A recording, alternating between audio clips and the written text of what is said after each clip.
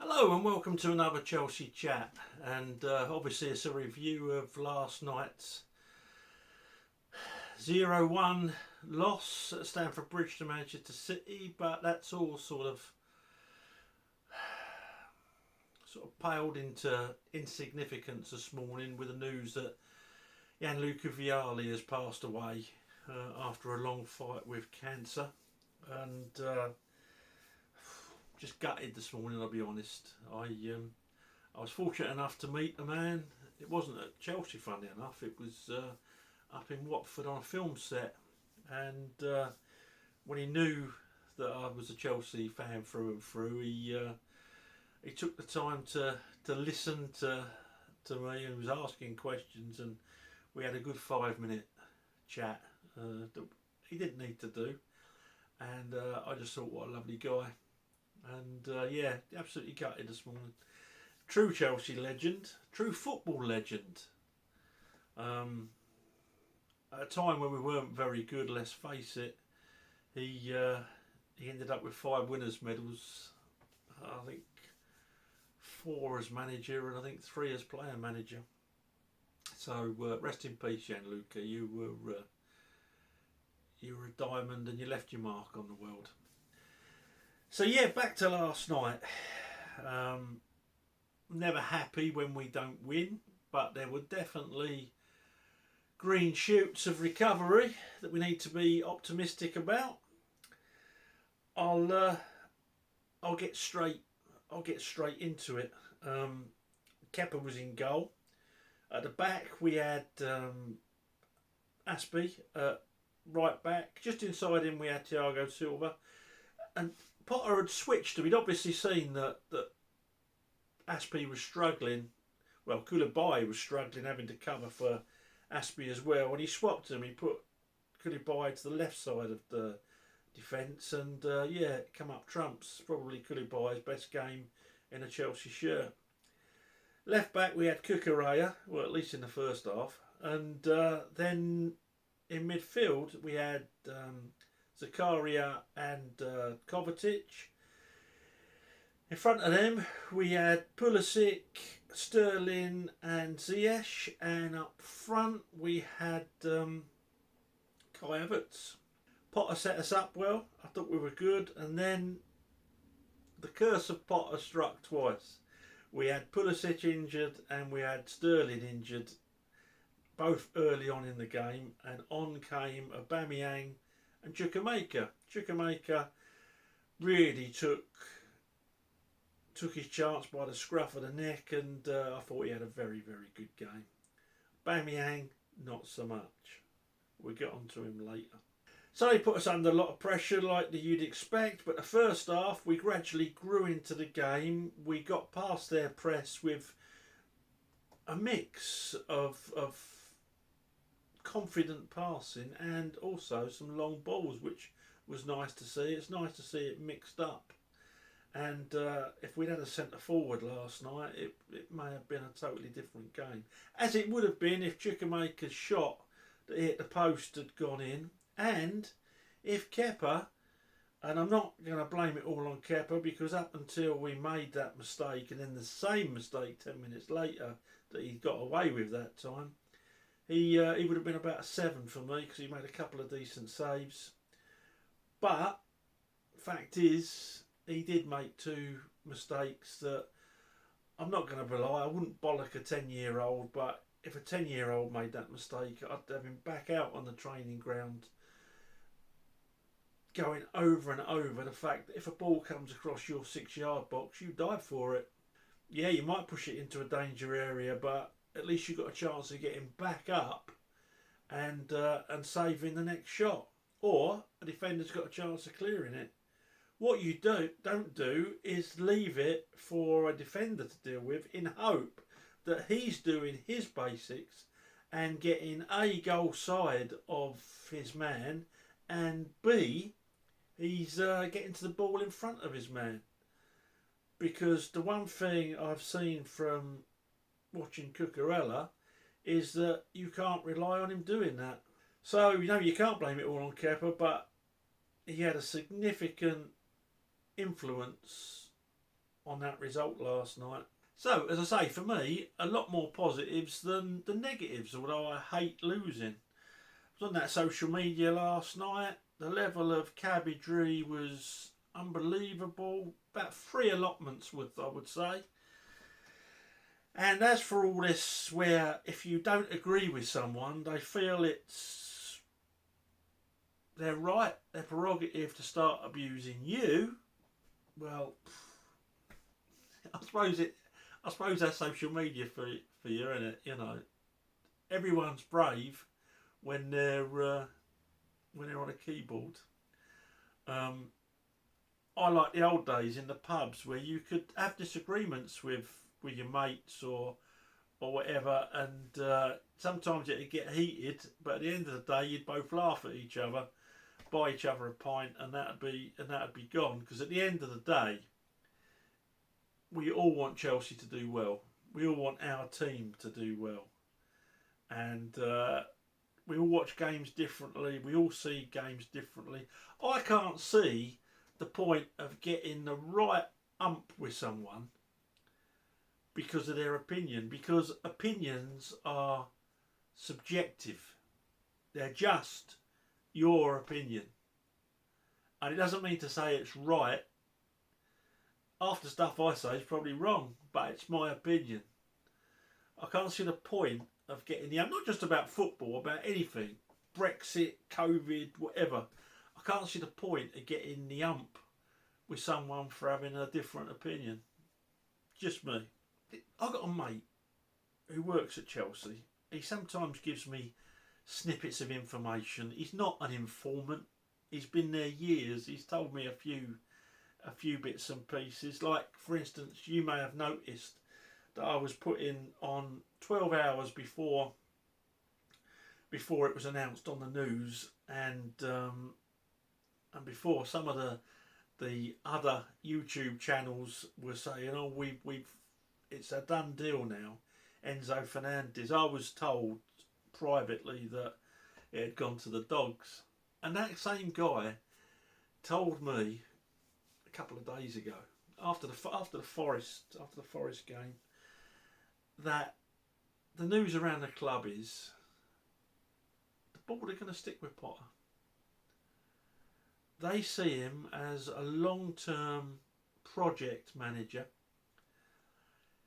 gradually getting rid of the deadwood and getting Chelsea playing in a playing style where we've always got an identity, like he did at Brighton, given the time.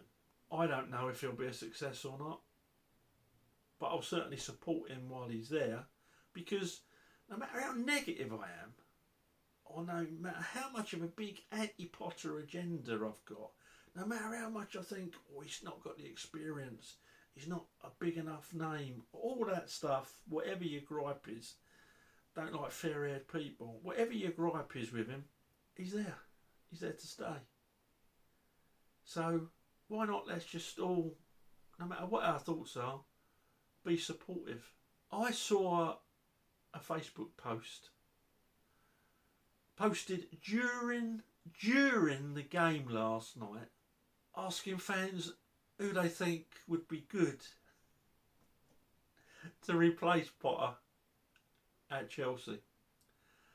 And I thought to myself, Jesus, you must really be watching this game. How much of an anti-Potter agenda have you got to have to be more concerned about who could replace him than the game that's actually taking place involving the team that you support? What level of cabbagery is that? Anyway, my mate says no, he's here to stay. He's going to get at least 2 transfer windows, and the board aren't really bothered about what people say on social media. Not bothered. Had it all before in America and stuck by their guns, and they've been successful, and they're going to do exactly the same again. I don't know if Todd Bowley's a good negotiator or not. I would say probably not after this cock up with Benfica. But again, you only get one side of the story, don't you? I think we all need to get behind this team and behind this manager. But those that don't, I respect your opinion and I won't abuse you, because you've got every right to have that opinion. Even cabbages have got it right. Okay, so that's out of the way. What's the next bit that's out of the way? Potter's staying. Impressed with him last night. He set us up well. He took Aubameyang off because Aubameyang was doing absolutely nothing. Although, to be fair, the couple of runs that he did make, I'll take me out off to him. 300 grand a week. He's run twice into positions. Both times Havertz ignored him. So you could say, well, if he's not getting the ball, he's going to get fed up.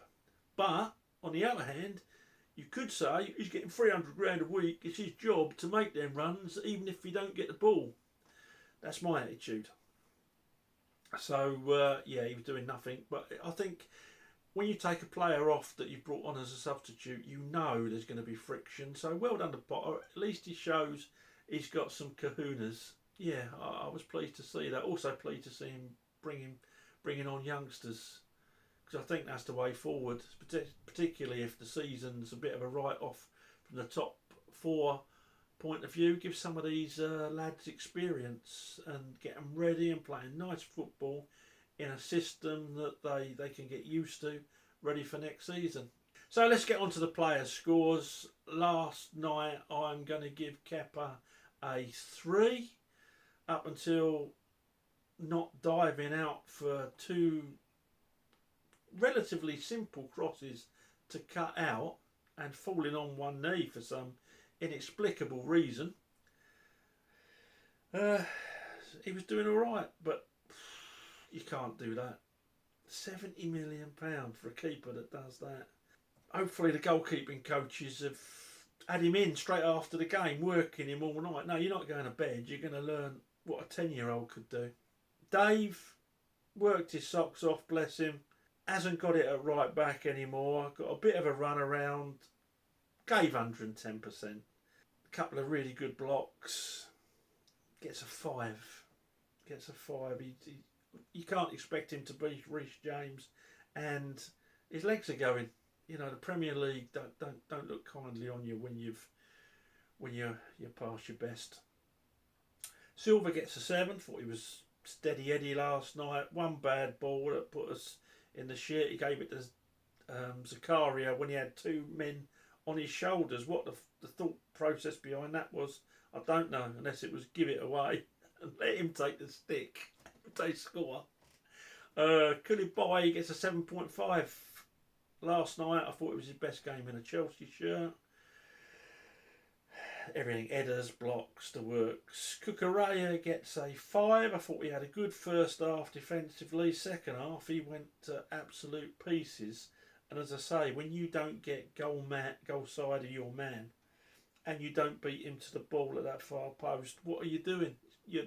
The clues in the word defender. Didn't offer much going forward. One decent ball, and again Aubameyang screaming for the ball at one point, running into a good area, and Cucurella thought, oh look, there's Aubameyang, I know what I'll do, I'll pass to Kovacic who's 2 yards back there. Don't know what the thought process is behind that, but then again, I don't cost 63 million quid, so I can't have the same brain patterns, can I? In midfield, Kovacic gets a 7. Thought he played well last night. Sometimes gave the ball away, but he was under so much pressure. It's easy for me to sit watching the telly and say, oh, he's give that away, he's done that. He was trying to be positive in everything he did. So take me out off to you. And yeah, he gets a 7. Zakaria gets an 8.5 from me last night. He was superb. Gave the ball away twice, or it would have been a 9 when he didn't need to. Once where he'd run into trouble and tried getting his way out of it. Looked at it as if he was trying to hurdle people. But his all-round game was absolutely immense. And this is from the bloke that thought we'd signed another Bakayoko. Crikey, if Bakayoko played like that in a game, he'd retire. He'd retire and he'd hire his own open-top bus. So well done, Zakaria. Good physical presence and a good football brain. Well played. Pulisic and Sterling, 5 each. Didn't get time to really make any sort of impact in the game. Ziyech gets a 6. He's getting dog's abuse. Other people said he was brilliant. To me, he put 2 really classy crosses in that should have resulted in better. And yeah, a couple of good decent corners as well. And he put a shift in. He worked harder last night than I've seen Ziyech work for Chelsea before. Perhaps someone whispered in his ear that he was playing for Morocco or something. But yeah, I didn't think he was that bad, but he wasn't brilliant. Up front, Havertz. Havertz is going to get a 4 from me last night. I found it hard to score Havertz because defensively he put a really, really good shift in. In fact, you know what? He's going to get a 5. He put a really, really good shift in. He's not a centre forward. He's a 10. But as a 10, he drops too deep when he's not getting the ball. So when the ball gets up there, he's not there. His lack of awareness around him is a worry. Aubameyang, on the couple of occasions he made runs, Havertz could have put him through. One glaring, if he'd put him through, he was in on goal. And I don't know if they fell out because Havertz was looking straight at him, or if it's just lack of awareness. But if they fell out, they need to go and have a beer and shake hands after and start. Havertz needs to start passing to him. And if they haven't, it's just lack of awareness. Havertz needs to watch that game over again and go up a level in his thinking. Because offensively, nothing. But defensively, a good shift. Worked as hard as I've seen him work in a Chelsea shirt. Chukwuemeka, I'll score him when he came on. He gets an 8 from me. I thought it was a breath of fresh air. Unlucky hitting the post. And yeah, he put a proper shift in defensively and offensively, and he's probably given Potter a decent problem. Do I pick him or not for Saturday? The other youngsters that came on, obviously Lewis Hall. Lewis Hall should be playing. When Chilwell's not fit, Lewis Hall should be playing. End of story at left back. But when you just paid 63 million quid for a geezer, are you going to leave him on the bench? Probably not. Who's going to be more, annoyed? An 18-year-old kid or a 63 million pound player? So Potter's got to really review that one. I know Cucurella's his ex-player, but Lewis Hall should be playing left back. End of story as far as I'm concerned. Just my opinion. And yeah, Conor Gallagher, a bit impetuous, but do you know what? The lad does put the shift in, and he doesn't shirk a tackle. Omar Hutchinson, I thought he was overwhelmed by the occasion. Didn't really do a lot for me. Seen people online thought he was great. Well, I'll bow to your knowledge. To me, he tried a couple of things early on that didn't go right. Tried to go round a player, and he didn't get the corner. It went out for a goal kick. And the second time, I think it was Ake, took the ball off him. And after that, he seemed to drain in confidence and start passing it sideways and back again. So, yeah, I think the occasion, a bit too much for him. Going to be a great player. I've seen him play for the development squad. He's going to be immense. But last night, too much for him, in my opinion. Potter last night gets an 8. I thought he set us up well. I thought he dealt with the injuries well. And he had the balls to take Aubameyang off, which was a big plus for me, and also he had the kahunas to put the youngsters on with 20 minutes to go, and you know what, we nearly salvaged something. So well done, Potter. You're going to get dog's abuse, I know, but good luck to you, and let's prove them all wrong. Not that you'll probably please them if you win the European Cup, the Premier League, the FA Cup and the League Cup. There'll be someone out there that says, I think we could be playing in a better style, don't you? So that's me. That's all I got to say on last night, really. Lots of green shoots. I was proud of the effort the boys put in. So whilst I'm never pleased when we lose, sometimes you just got to say we're up against a good side. Not one firing on all cylinders, by the way. But we're up against a good side, and yeah, luck was against us.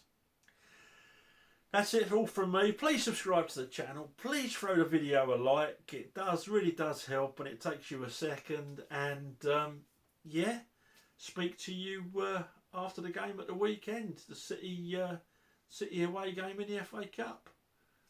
Up to Chelsea.